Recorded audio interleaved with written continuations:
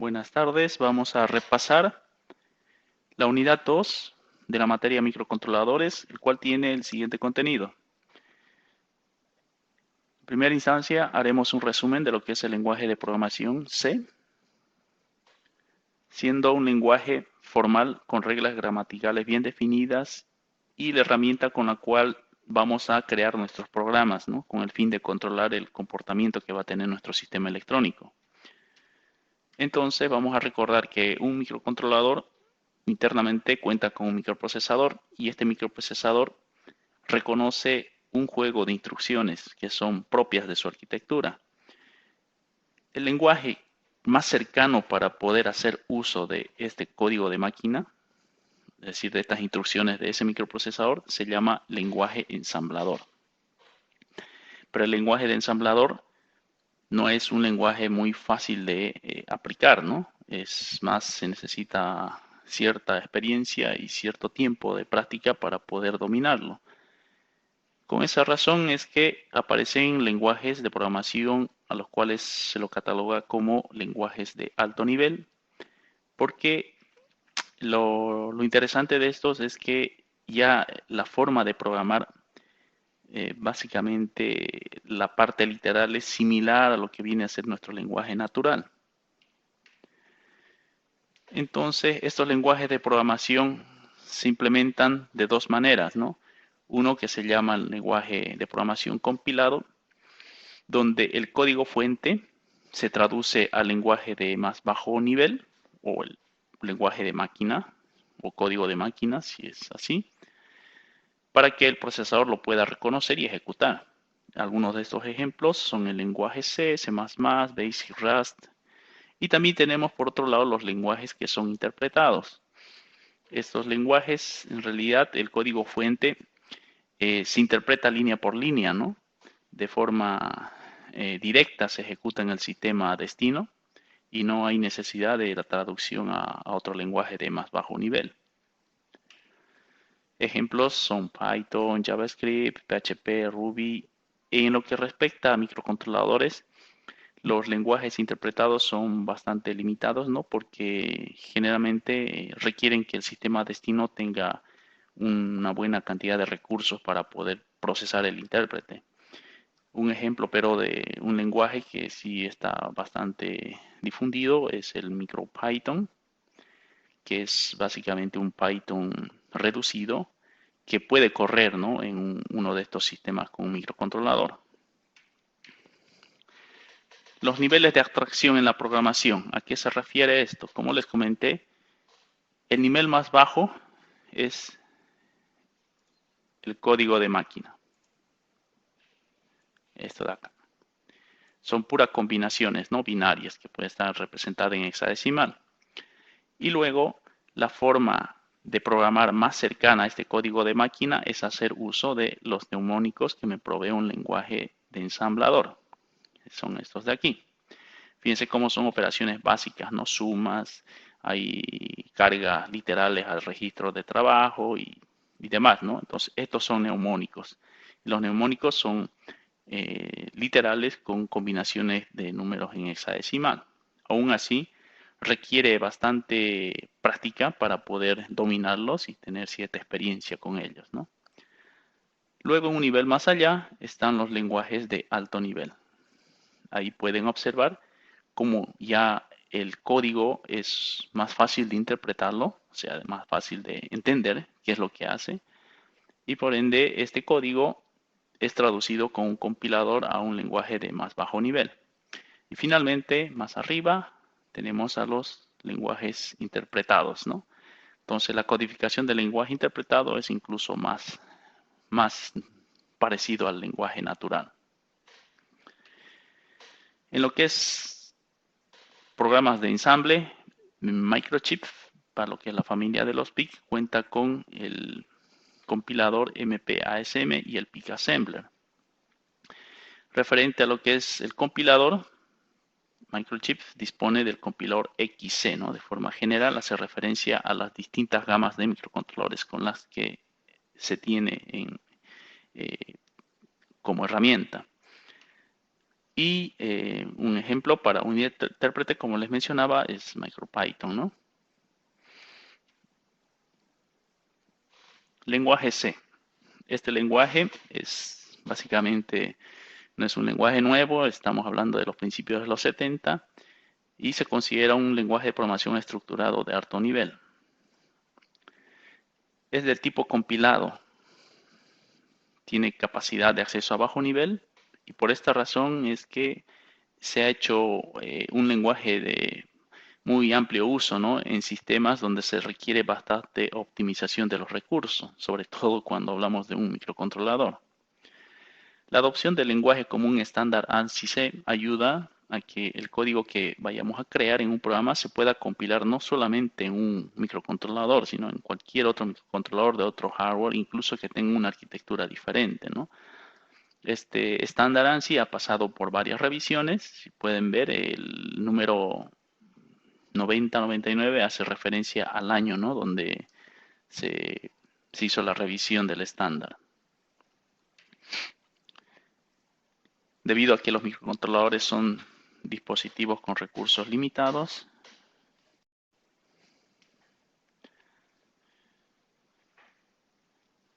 entonces se han creado compiladores,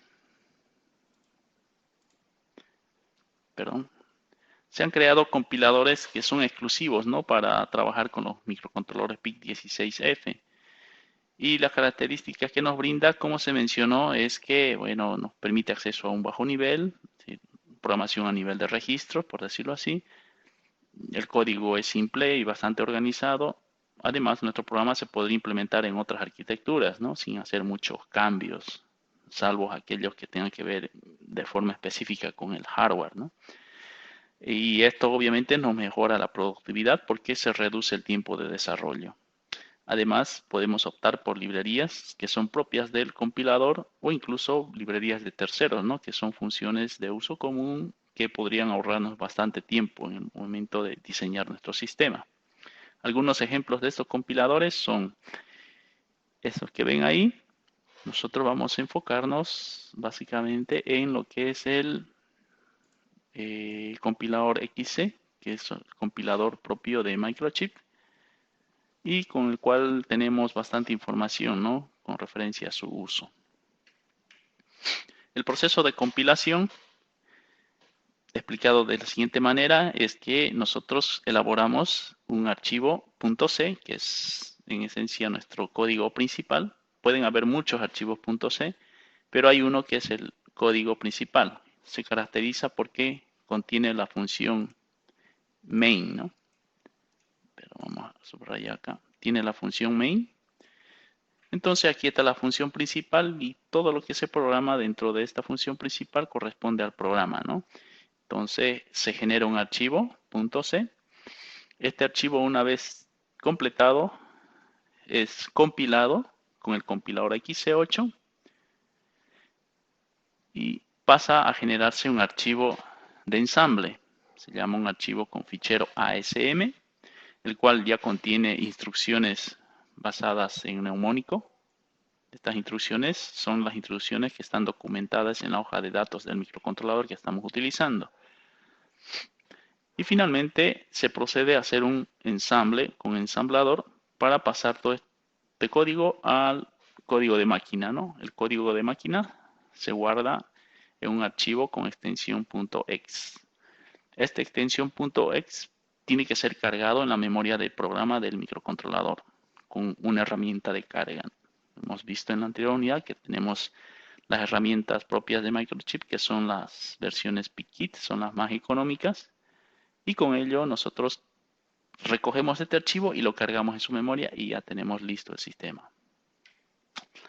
Los tipos de datos y operadores que podemos utilizar, ¿sí? La variable se define, ¿no? Como un espacio en memoria que tiene asociado un número, un nombre o identificador. El lenguaje C es un lenguaje tipificado, por lo tanto se debe declarar el tipo de datos para cada variable que se utilice en el programa. La sintaxis para declarar una variable es la que muestran ahí,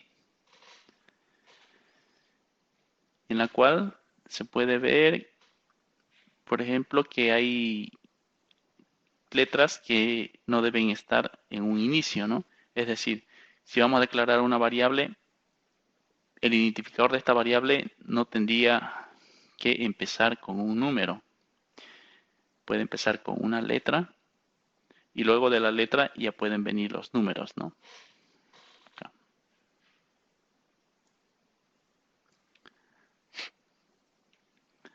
Entonces, cuando yo declaro una variable, le asigno un identificador, mi variable. Y tengo que especificar cuál es el tipo de esta variable. En este caso, acá se dice que es del tipo entero. Una vez declarada la variable, yo ya puedo hacer uso de esta variable para guardar información. Entonces, imagínense que, como muestra en la máquina, ¿no? Es una cajita, que es el espacio de memoria. El nombre de la cajita es el identificador. Y lo que está en la cajita viene a ser el dato, ¿no? Lo que yo quiero almacenar en esa variable. No se pueden declarar en el programa variables que usen cualquiera de estas palabras, porque estas son palabras reservadas por el lenguaje, ¿no? Y tienen otro significado al momento de realizar la compilación. La cantidad de espacios, además, que se asigna a la variable va a depender del tipo. Entonces, los tipos de datos también ya están estandarizados, ¿no?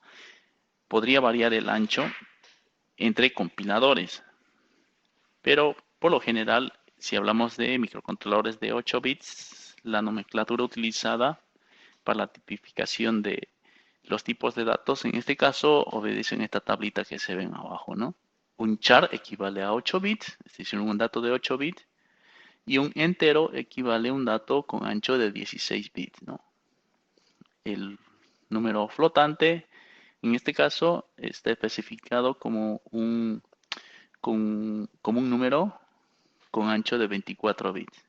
También se puede declarar con perdón, con mayor ancho de bits, pero se necesita agregar algo adicional al momento de la declaración, ¿no? Eso lo vamos a ver luego con calma. Lo importante de esto es que como el tipo ya está definido, solo nos basta poner el tipo delante del identificador para determinar que esa variable va a tener este ancho en bits. Como pueden ver, el sistema entonces va asignando los espacios en función al tipo de datos. Acá, por ejemplo, se declara una letra de tipo char y el sistema está ahorrando o está reservando 8 bits, ¿no? Correspondiente a ese char.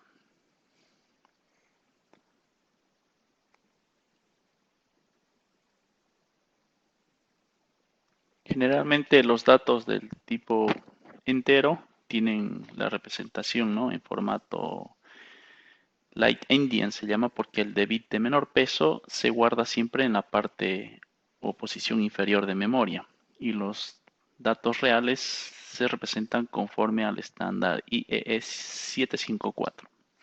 Es importante utilizar el tipo de datos adecuado, ¿no? Con el fin de mejorar la optimización del espacio de memoria en el microcontrolador.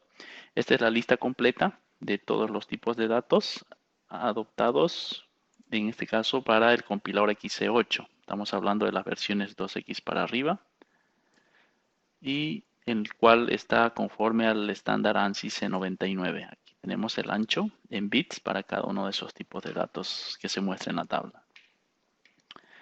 ¿Cómo se representan los valores? Si vamos a representar un valor de forma decimal, simplemente escribimos el número, ¿no? Si lo vamos a representar de forma hexadecimal, se escribe el número hexadecimal siempre precedido por el 0 y una X. Y si vamos a escribir en formato binario, se coloca el 0 precedido por una B. Y finalmente, para representar en ASCII, se pone el carácter ASCII entre dos comillas simples. Los siguientes prefijos se pueden anteceder, ¿no? A la declaración de una variable y tienen cierto significado, de los cuales primero vamos a hablar del const. Se pone const cuando necesitamos que la variable se guarde en la memoria de programa y no en la memoria RAM. Normalmente estas variables son variables de referencia, ¿no? No es algo que va a cambiar continuamente. Son más para guardar, como dice ahí, valores constantes. Ejemplos de declaración de variables. Primer ejemplo, Estamos declarando una variable del tipo entero, identificada como temp0 e inicializada con el valor 10 decimal.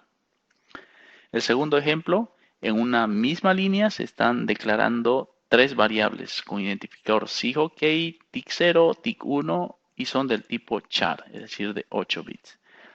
Este ejemplo de acá está declarando también tres variables, son del tipo entero, pero sin signo, ¿no? De esas tres variables, la variable temp0 se inicializa en 10, temp1 se inicializa en 5 y tempval no se está inicializando.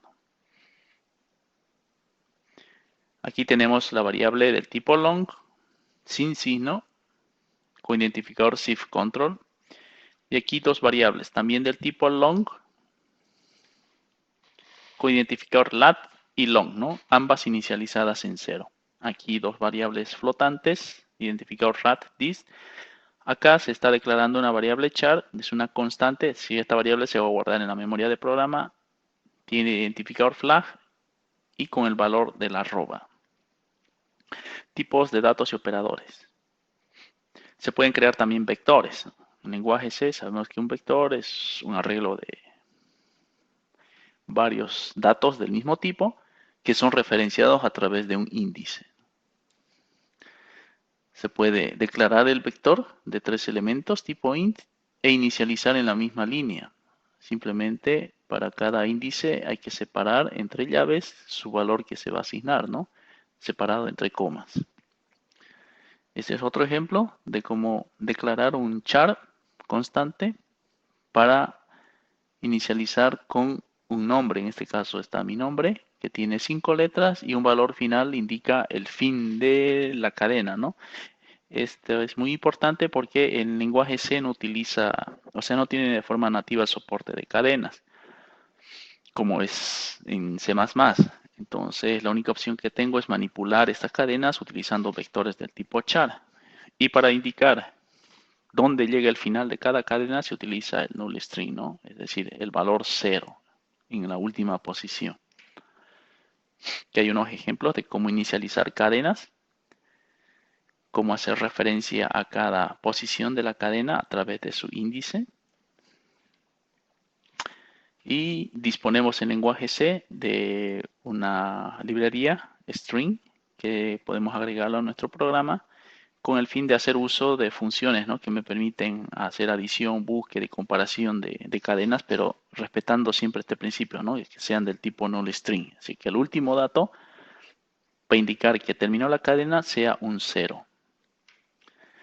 Los operadores del lenguaje C, repasando un poco los operadores, esta tablita me resume todo.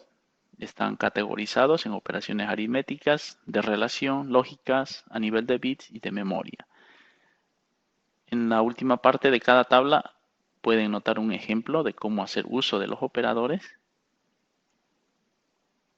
Y en lo que vayamos a realizar algunos ejemplos, de seguro vamos a ir aplicando, ¿no? Esta parte que se ve en la tabla.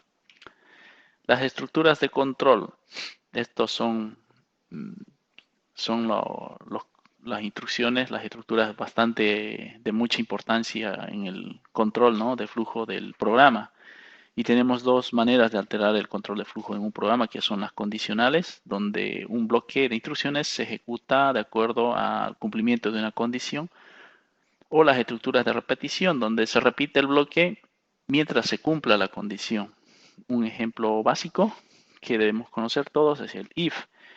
El if, por ejemplo, en esta estructura, una vez iniciada la condición, se hace la pregunta, ¿no? Si es que se cumple la condición, se ejecuta. Y si no se cumple, pues no se ejecuta. Entonces, esto traducido en la codificación del lenguaje C, observen, representa este código de acá. No, perdón. Acá. Esta es la condicional if. Entonces, si BA es mayor a BB, debería ejecutarse todo lo que esté entre las llaves. Entonces, como BA está inicializado en 10 y BB está inicializado en 5, en esencia se está preguntando si 10 es mayor a 5. Como es correcto, entonces se va a ejecutar esta operación que es restar BA menos BB y BB inicializar en 0. Eso es el código. Aquí hay otro ejemplo, ¿no?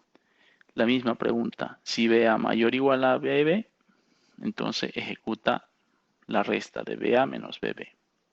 Como es una sola instrucción después de la condición, no es necesario poner las llaves como las tiene acá. Aquí las tiene las llaves porque hay dos instrucciones, pero acá es una sola instrucción, ¿no? Que es la resta.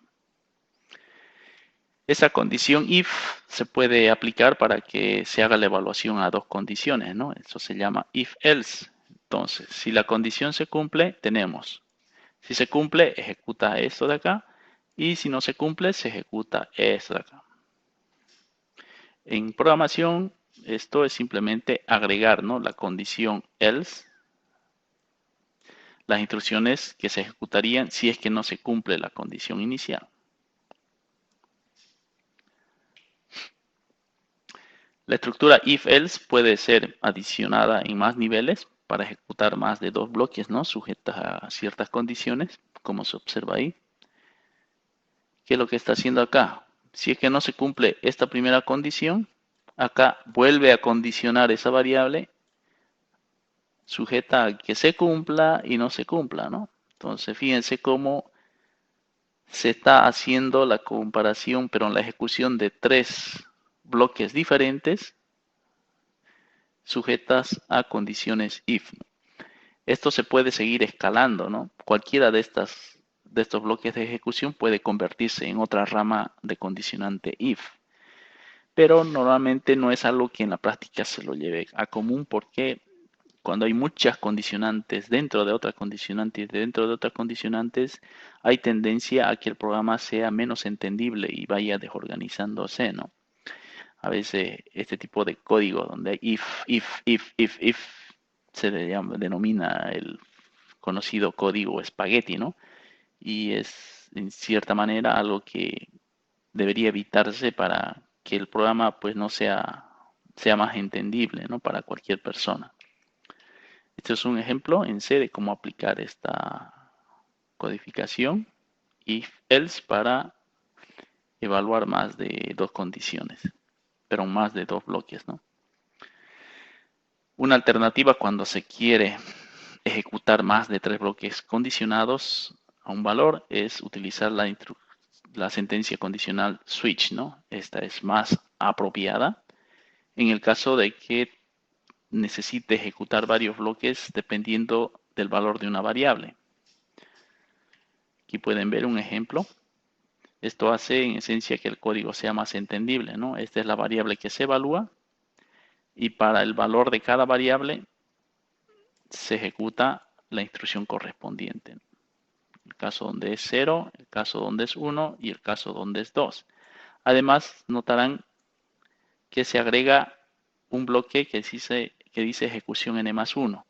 El n+1 corresponde al bloque por defecto, es decir, si la variable no cae en ninguno de estos posibles valores, entonces por defecto se asume ejecutar este código de acá, ¿no? Es una condición más que existe y es muy útil. Tengo las estructuras while y do. While y do me permiten repetir un código mientras se cumpla la condición. La diferencia entre while y do es el sentido, ¿no? De ejecución. En el caso de do, fíjense que en do primero se ejecuta y luego se condiciona. O sea que mínimamente al proceder con do,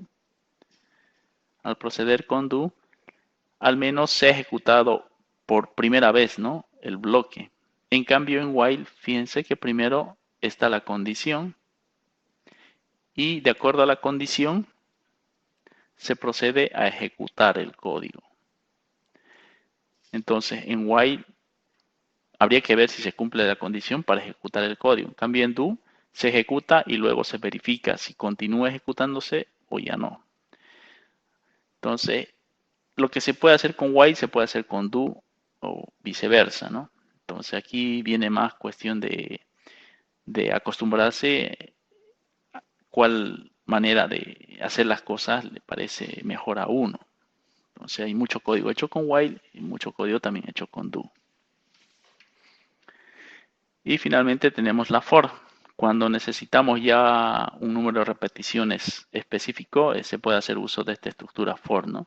El for es una estructura más compleja que utiliza expresiones por las cuales se delimita la cantidad de repeticiones de un código o bloque de código. Entonces pueden ver acá, fíjense cómo el for va a repetir la ejecución de este código en base a estas expresiones. Una variable inicializada en 0 sirve para hacer el control de las propias repeticiones, ¿no? Está diciendo si i es 0 y mientras i sea menor a 10, se repite el código. Y después de repetir el código, me está diciendo que la i se va a incrementar en 1. Entonces, en algún momento, esta i va a llegar a valer 10, por lo cual no se va a cumplir esta condición de que i sea menor a 10 y en ese momento ya no va a repetir la instrucción y se va a salir del ciclo o del bucle for. Procedimientos y funciones. Los procedimientos son pedazos o fragmentos de códigos que están elaborados para resolver una tarea específica, ¿no? Y aquí podemos hablar de procedimientos y de funciones. La diferencia es que una función va a retornar un valor mientras que un procedimiento no. Entonces, cuando veamos una función, generalmente está declarada de esta manera, ¿no? Si ven que la función le antecede un tipo de datos, significa que esa función va a retornar un valor. Un ejemplo de una función es crear la función área. Esta función área es la que está acá. Observen que la función área toma como parámetro dos valores del tipo entero, bx y bi. Y dentro de la función lo que se hace es multiplicar bx por bi, porque el área es multiplicar alto, pero no alto, puede ser largo por ancho. Y el resultado de esta función se va a devolver como una variable de tipo entero sin signo, ¿no? Entonces, cuando yo llamo a esta función, observen que el resultado automáticamente, después de llamar a la función, se va a almacenar en BA. Y al momento de llamar la función, yo le estoy indicando cuáles tendrían que ser los valores, ¿no? Para hacer el cálculo del área. Le estoy diciendo que X sea 20 y Y sea 40. Entonces el sistema captura el 20 y el 40, los reemplaza aquí, 20 por 40 y el resultado lo devuelve, ¿no? Entonces acá el resultado se va a devolver en la variable BA. Eso es una función. En un procedimiento no hay valor que se devuelva. Directamente los procedimientos tienen un void que antecede al nombre del procedimiento. Y cuando se llama al procedimiento, se pone directamente los parámetros, ¿no? En este caso 20 y 40. Este procedimiento, para poder hacer el cálculo 20 por 40, el resultado de ese cálculo lo guarda en una variable de ámbito global. Eso lo vamos a ver a continuación. Esta variable de ámbito global ya puede ser consultada por cualquier otro subprograma dentro de la función principal. Entonces, el alcance que tiene la variable puede ser global o puede ser local. Aquí tenemos un ejemplo donde se puede ver una variable del tipo global, que es BA, y se pueden ver variables del tipo local. Las variables del tipo local se declaran siempre dentro de algún procedimiento o función. Entonces, el ámbito que tiene esa variable es netamente dentro de la función donde está declarada, ¿no? A diferencia de la global va a ser reconocida en cualquier parte de nuestro código, ya sea en la función principal o cualquiera de las funciones que ya están declaradas dentro del programa. Por eso se dice que la función, pero aunque la variable global asigna memoria durante la ejecución de todo el programa, ¿no? Y es accesible desde cualquier punto, mientras que la local solo se asigna la memoria mientras se ejecuta el procedimiento. Y la variable solo es accedible dentro del procedimiento, o sea, cada vez que se ejecute este procedimiento a condicionar, la variable res es reiniciada nuevamente, ¿no? Para que pueda ser utilizada. Las llamadas. Como el sistema hace una ejecución secuencial de las instrucciones, tenemos un programa principal y dentro del programa principal, al ser un lenguaje estructurado, hacemos uso de varias funciones, ¿no? Entonces, este primer nivel, donde se llama a las funciones, se conoce como nivel, ¿no? O corrimiento stack. ¿Por qué? En cada uno de estos procedimientos que está siendo llamado desde el programa principal, también puede haber llamada a otros procedimientos. Entonces estaríamos hablando de que esos otros procedimientos, que serían como subprocesos, correrían en un nivel más abajo, ¿no? Nivel 2. Y estos de acá pueden volver a llamar a otra función en un nivel más abajo, que sería el nivel 3. Y estas también pueden volver a llamar a otra función en el nivel 4. Observen que algunas funciones o procedimientos, como en este caso media, puede ser llamado en el primer nivel y también es llamado en el cuarto nivel. Cuando existe la capacidad de llamar de forma recursiva a las funciones, se llama recursivo, ¿no? O recursividad. Un microcontrolador PIC16F posee hasta 8 niveles para poder hacer llamadas, es decir, llamar una función dentro de otra función y dentro de otra, máximo hasta 8 niveles. En cambio, un ABR se extiende más allá porque la memoria que me permite guardar estas posiciones de llamadas está relacionada directamente con una memoria RAM, ¿no? Entonces tengo más opciones en un microcontrolador ABR que en un PIC16F. El programa principal utilizando el compilador XC8 en un PIC16 tiene esta estructura. Entonces, dentro de esta estructura, que es lo que vamos a crear, hay una sección que es netamente para configurar los fusibles. Esta sección de acá es para incluir las cabeceras o librerías que desee agregar y utilizar en el programa. Luego tengo definiciones. Estas pueden ser definiciones de puertos, de pines y una variedad, ¿no? de nombres que me pueden ayudar en la programación. Tengo la declaración de variables globales que van a tener alcance en todo el programa. Y finalmente elaboro el programa principal. Dentro del programa principal hay un hilo de ejecución secuencial, es un hilo indefinido, es decir, acá no va a terminar nunca el programa. Ejecuta de forma secuencial, ¿no? Empezando desde la primera y terminando en la última instrucción y repitiéndose consecutivamente a la velocidad que comanda el oscilador. Y una primera parte antes del bloque principal están estas instrucciones que son instrucciones de configuración, ¿no? Que preparan para que el microcontrolador pueda iniciar la secuencia de su programa. El microprocesador es una máquina secuencial y está sincronizada con una señal de reloj. Entonces, el microprocesador internamente tiene varias etapas para completar un ciclo de trabajo y todas se van a ir ejecutando a la velocidad que dicta un oscilador, ¿no? Entonces tenemos una frecuencia de oscilador y también tenemos una frecuencia de instrucción. La relación entre la frecuencia del oscilador y su tiempo es la que ven ahí, ¿sí? Tiempo de oscilador inversa de frecuencia del oscilador.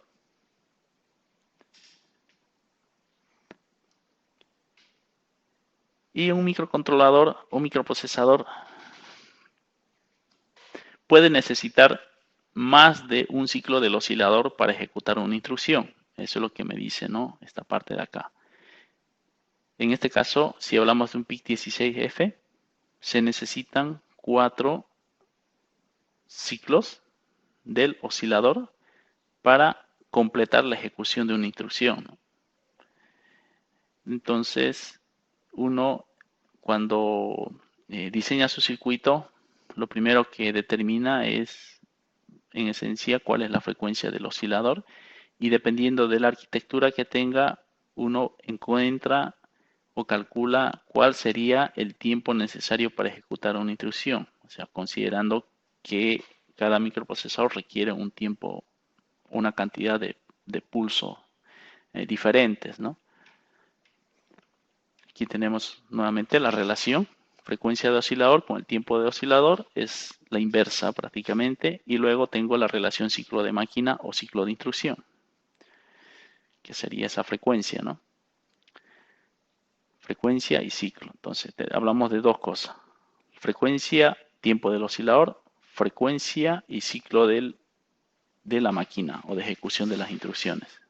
La relación que se tiene para dos arquitecturas en particular es, por ejemplo, para el PIC de 8 bits, me dice que completar un ciclo de instrucción requiere 4 ciclos del oscilador.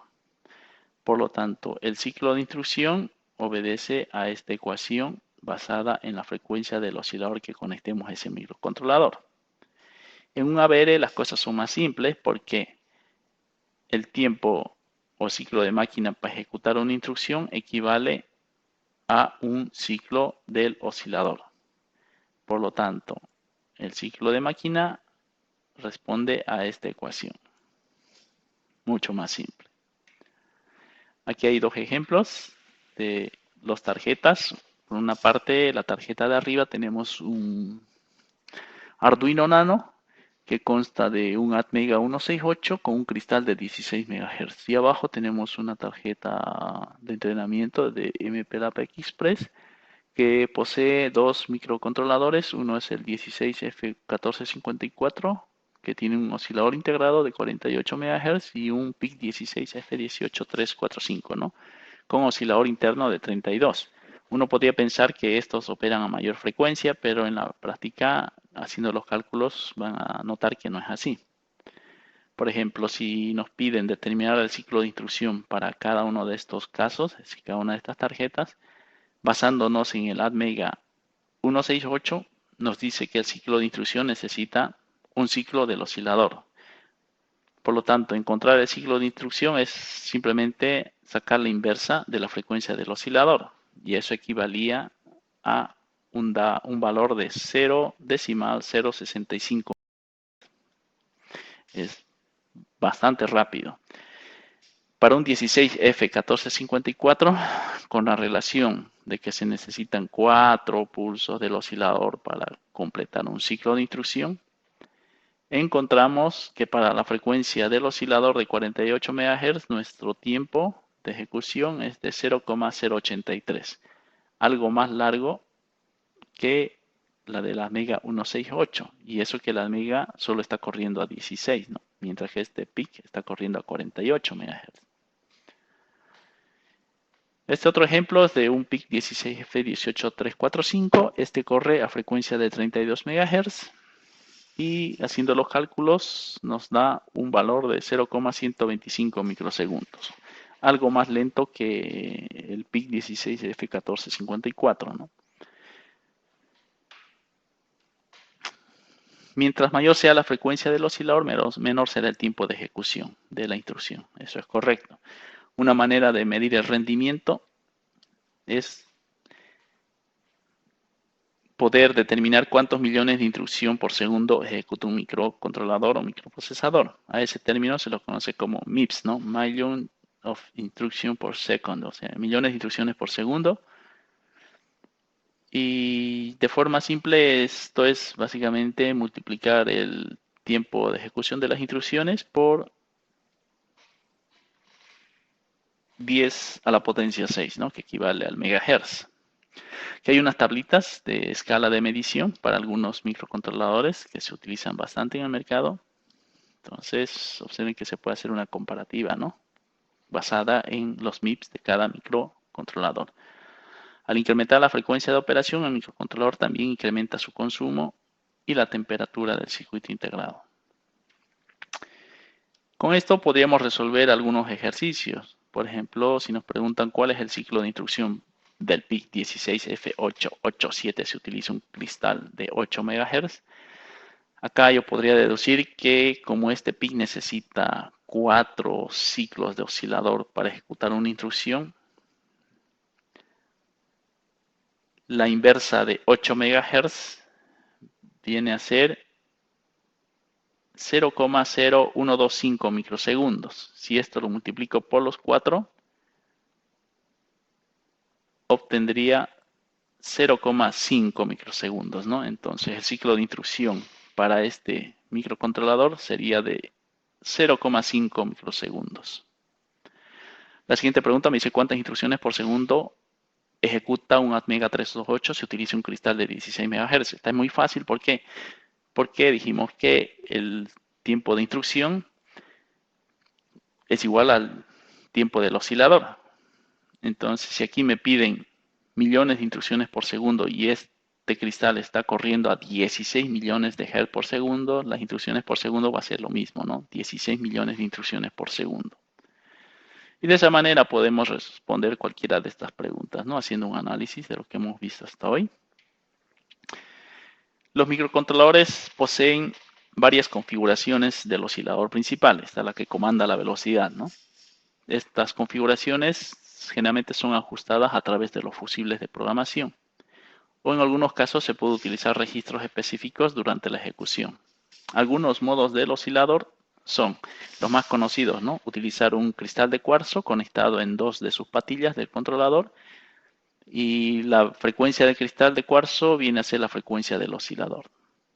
Normalmente estos cristales vienen con unos condensadores a tierra que tienen la función de estabilizar, ¿no?, al circuito oscilador. Estos condensadores se eligen en función a una tablita, ¿no?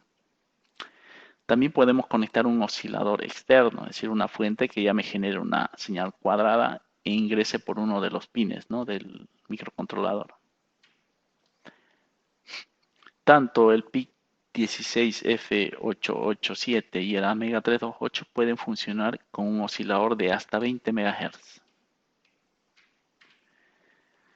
Existen también en casi todos los microcontroladores un oscilador integrado, es decir, perdón, no es un oscilador integrado, un oscilador del tipo RC. Este oscilador es una combinación resistencia-condensador que lo hace muy fácil de implementar, ¿no? Y bastante económico. Pero la desventaja que tiene es que tanto la resistencia como el condensador están muy sujetas a las condiciones, ¿no?, que existen, ya sea de forma térmica o algún otro elemento externo. Esto hace que el sistema no sea preciso en cuanto al tiempo, ¿no? Por eso es importante considerar este punto. Si vamos a desarrollar una aplicación que requiera precisión en el tiempo, es mejor utilizar un oscilador del tipo cristal, ¿no?, de cuarzo. Y también existen algunos controladores que tienen osciladores integrados, ¿no? Estos osciladores integrados permiten o facilitan utilizar el controlador sin necesidad de agregarle nada más. Simplemente hay que activar el oscilador integrado y, por supuesto, hay la posibilidad de hacer una calibración, ¿no?, durante la ejecución para tener un valor con el menor error posible. Este es un circuito oscilador del PIC16F887. Esto está obtenido de la hoja de datos de Microchip. Entonces aquí pueden notar cómo este circuito permite la operación en cualquiera de los modos que les mencioné, ¿no? Si utilizo el modo XT, es decir, utilizar un cristal de cuarzo, estos se conectan a través de estas patillas. El modo RC, que es utilizar la combinación resistencia-condensador, también usa estas mismas patillas, ¿no? Y si utilizo el modo de oscilador integrado, el sistema en esencia utiliza este bloque de acá. Entonces, a través de un multiplexor, yo incluso puedo determinar cuál es la frecuencia a la que requiero que trabaje, ¿no?, este oscilador.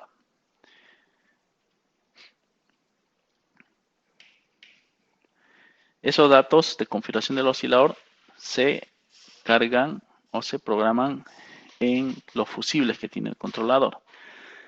Este es un registro de los fusibles para el PIC16F887. Observen que por defecto todos los valores de estos fusibles están en 1. 1 significa que no está programado y 0 significa que está programado. Entonces, cada uno de estos fusibles tiene su uso. Y estos de acá, que son los fusibles del oscilador, son los que determinan en qué modo se va a trabajar. Aquí pueden ver un ejemplo de cómo iniciar el programa y declarar en un principio cuáles son los valores de configuración de estos fusibles, ¿no? Aquí nuevamente tenemos el registro de fusibles Y tenemos un registro que me permite hacer ajustes, ¿no? Ya a nivel de ejecución, como por ejemplo determinar a cuál de las frecuencias necesito que opere el oscilador integrado. Entonces simplemente seleccionar los bits correspondientes y el sistema empieza a trabajar en esa frecuencia seleccionada. Los puertos. Tenemos dos puertos, ¿no? Si bien el mundo es analógico, ya que la mayoría de las señales tiene este comportamiento, los puertos analógicos, que son limitados en un microcontrolador, me permiten capturar de forma directa los valores, ¿no?, que tienen estas señales.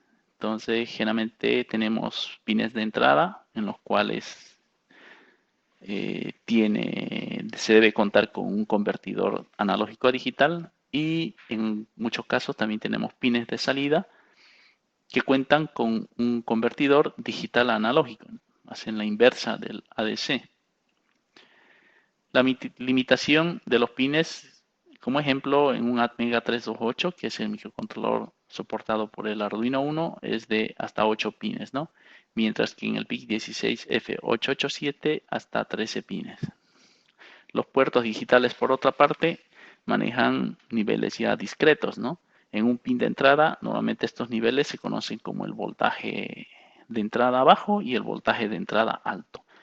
En el pin de salida, estos voltajes se conocen como el voltaje de salida bajo y voltaje de salida alto. Los puertos digitales, como se mencionó, trabajan con valores binarios ceros y unos, y estos valores binarios están representados por una tensión eléctrica en el circuito, ¿no? Entonces tenemos voltajes altos y voltajes bajos. Uno de los niveles bastante conocidos son los niveles lógicos TTL, los que operan con valores 0 y 5 voltios, ¿no? La gran mayoría de los circuitos integrados de un microcontrolador están basados en tecnología CMOS, pero tienen soporte lógico para TTL.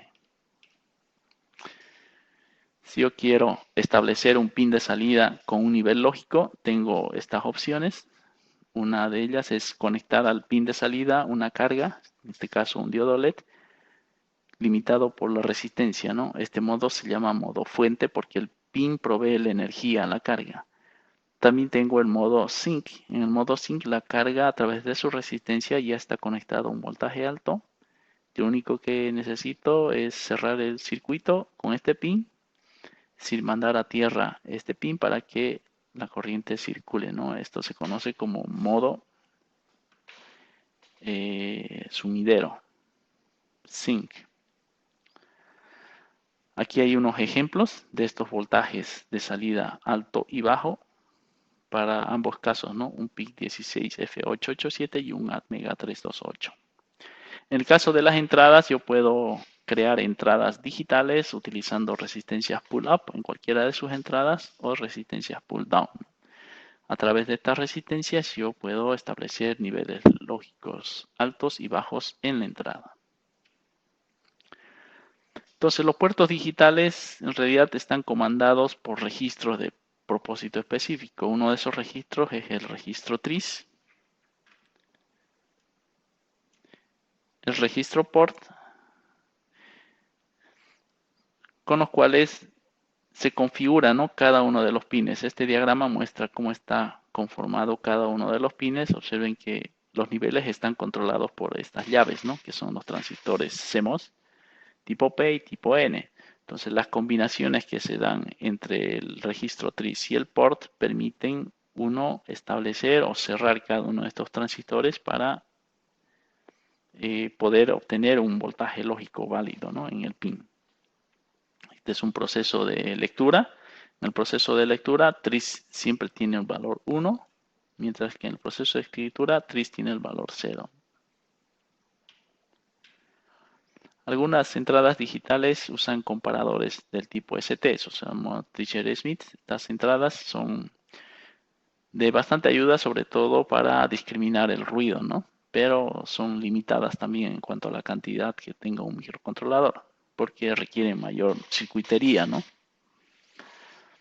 Así también algunas salidas están abiertas, es decir, tienen un transistor con el colector o drenador abierto, con el propósito de que la carga que se conecte a estos pines pueda manejar o se le pueda suministrar más corriente, ¿no? O trabajar con un nivel mayor al que está diseñado el controlador. Los registros de configuración para estos puertos de entrada y salida, eso lo vemos en la tabla o el mapa de memoria del microcontrolador.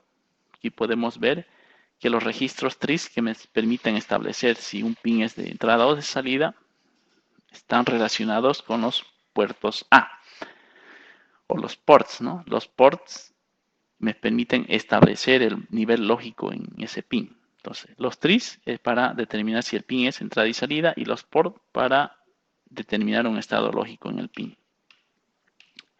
Este es un microcontrolador 16F887. Este es el mapa de pines y acá podemos identificar que este microcontrolador tiene 35 pines distribuidos en el puerto A, B, C, D, E. ¿Dónde se encuentran? Ahí tenemos A, B, C, D y finalmente E. Entonces, gran parte de los pines del microcontrolador tienen uso como un puerto digital, ¿no? Hay algunos pines que operan solamente como entrada también, como es el caso del RE3. Solo sirve para una entrada, no como salida. Además, también algunos de estos puertos cuentan con una resistencia pull-up que puede ser activada, ¿no? De forma manual en tiempo de ejecución. Un registro TRIS permite configurar si un pin es de entrada y salida. Cuando este registro TRIS o bit TRIS es 0, el pin es salida y un 1 indica que es entrada. Por defecto, todos los pines están configurados como entradas. Los pasos para configurar los puertos del microcontrolador son los siguientes.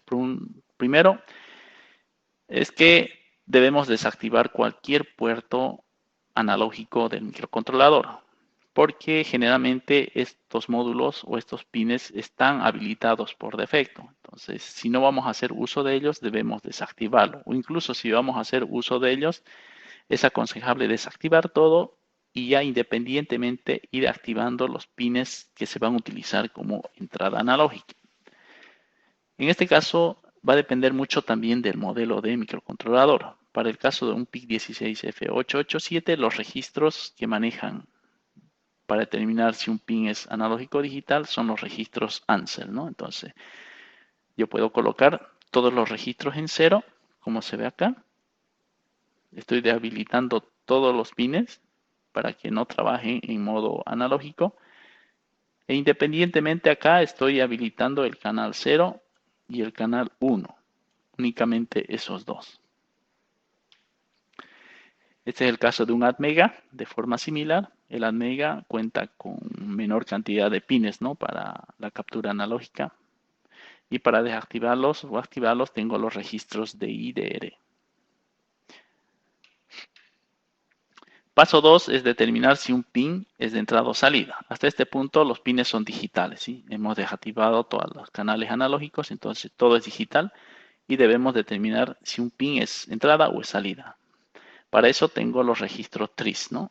En el registro TRIS cada uno de los bits representa el pin del puerto, ¿no? Si tengo el TRIS B0 hace referencia al pin B0. Entonces, el valor que le asigne a estos registros TRIS me determina si el pin es salida o es entrada. Un 0 salida, un 1 entrada.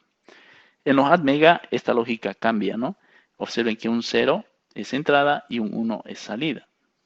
Entonces, esto también hay que considerar, ¿no? Hay ciertas diferencias entre microcontroladores con diferentes arquitecturas. Paso 3, establecer niveles de salida en el puerto. Una vez se inicializa el puerto como entrada o como salida, es importante darle valores iniciales. A veces uno quiere iniciar con todos los pines de salida apagados o en 0. Entonces, este es el momento donde se hace la inicialización. Como a través de los registros port, ¿no? Los registros port ya tienen asociado cada uno de los pines que conforman ese registro. Lo único que tengo que hacer, si quiero colocar en 1 o en 0 cada uno de estos bits, es asignar el valor 0 o 1, nada más. Este es el caso de un ATmega 328. Paso 4, si se necesitan resistencias pull-up en las entradas, habría que activarlas. En un PIC 16F887 esto se logra poniendo en 0 el bit RBPU, ¿no?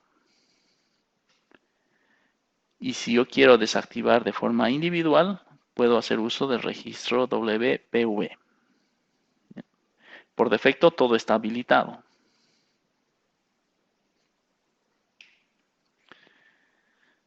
Este es el ejemplo de un ATmega que también tiene resistencia pull-up. Y finalmente, con eso he hecho la configuración. Ahora, un circuito básico para hacer pruebas con el microcontrolador 887 sería este de acá.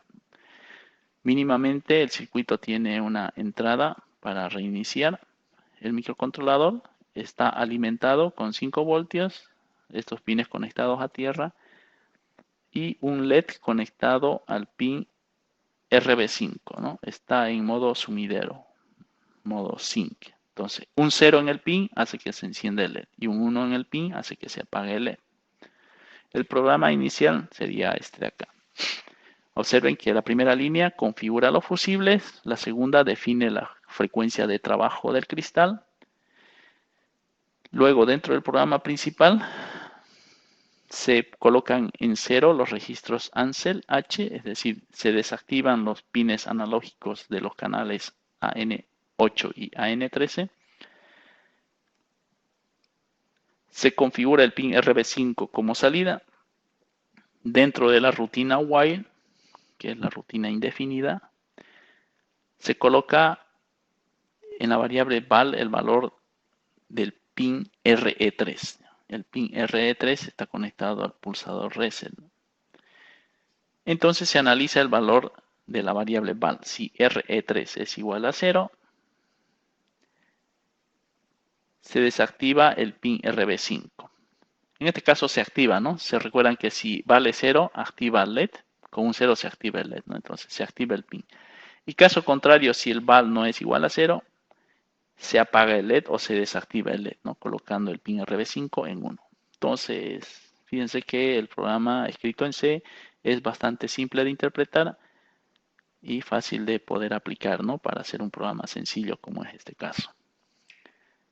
También podemos hacer un circuito básico para trabajar con el ATmega 328. ¿Cuál sería ese circuito? Y este sería su programa, ¿no? Hay ciertas diferencias, como pueden ver, en cuanto a los registros de configuración de los puertos y a la forma de llamar y de configurar, ¿no? Cada bit del puerto. Pero en esencia la estructura del programa en C es similar. Esta es la ventaja que tiene utilizar el lenguaje C, ¿no? Entonces fácilmente yo puedo portar este código a un microcontrolador que tiene otra arquitectura, como es el ATmega 328, ¿no? La estructura es casi similar. Bien, ahora lo que nos resta es hacer un poco de prácticas. Voy a hacer otro video con algunos ejercicios de inicialización del microcontrolador, ¿no? Vamos a inicializar el puerto y vamos a hacer algunos pequeños programas para lecturar un pin y enviar los datos también a través de un puerto iniciado como salida. Muchas gracias.